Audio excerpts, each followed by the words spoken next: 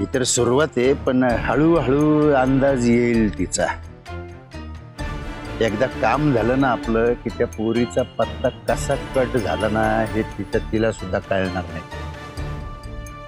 या बोलक्या महिन्याचं तोंड कसं बंद करायचं ना त्याच्या काही गोष्टी मी अगोदरच प्लॅन केले. वाह वाह मामा वाह. मला एवढं तर कळलंय की तुझ्या हातात शस्त्र दिलं ना की आपली मोहीम फत्ते होतेच. योग्य माणसाच्या हातात शस्त्र दिले मी. वा मामा. आणि त्या शस्त्राचा तू चोख वापर केलास बरं. पण खरं सांगू काय तुला जरा राग येईल, पण ना तू उगाच त्या बालारामच्या नादाला लागून तुझीच शक्ती वाया घालवत होतास. म्हणजे वाया घालवतोयस. धावपळ होती रे या वयात, फक्त साध्य काहीच होत नाही.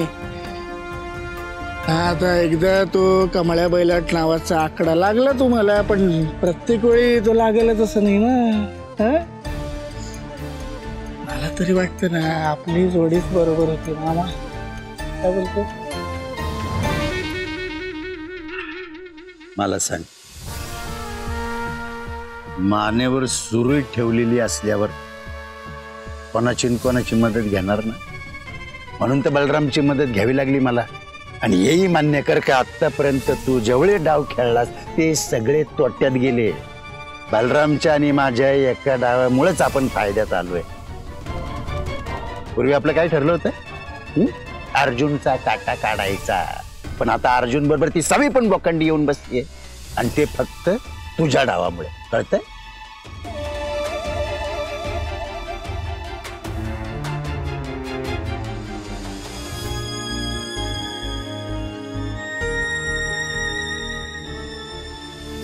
आणि तुझ्यासारख्या पोरट्या चोराला काय घाबरायचं?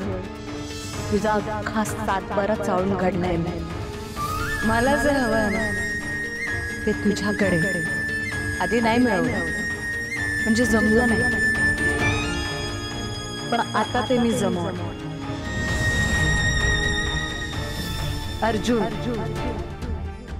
अर्जुन हवाय मला.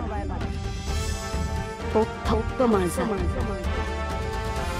ते फक्त माझा आहे आणि त्याला मी मिळवणार. एक खोटं जे मी तुझ्याशी बोलले आणि नंतर प्रामाणिकपणे सगळं खरं सांगितलं तरी आजही त्याची शिक्षा भोगते. पण त्यानंतर आयुष्यात कधी कधी तुझ्याशी खोटं नाही बोलले अर्जुन. तेव्हा माझी मजबुरी होती. मलाच कळत नव्हतं. भीती वाटत होती.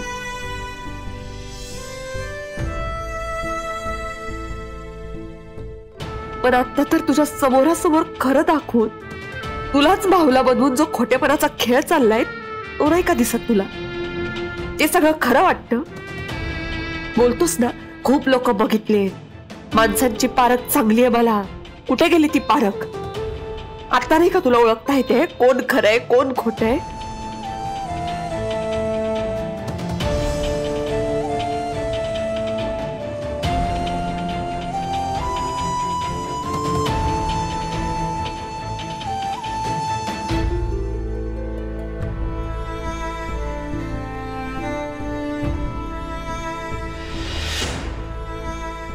तेव्हा डोळे उघडले होते, पण आता डोळ्यावर पट्टी बांधून चालतोयस. तुला नाही कळत आहे. आणि मी सांगायला जावं ना तर तू खऱ्यालाच खोटं ठरवणार, त्यांच्यावरच विश्वास ठेवणार, कारण तुला माझंच खोटं दिसतंय ना. अरे लोक तुझ्या भोळेपणाचा फायदा घेत आहेत. तुला मला ते सांगताही येत नाहीये ना तुला ओळखता येत आहे. इतका भोळा आहेस तू. तुझा फायदा घेणाऱ्या लोकांसोबत राहून तू माझ्याशी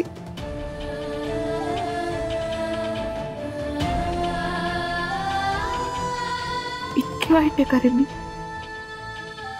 इतकी नकोशी झालीये.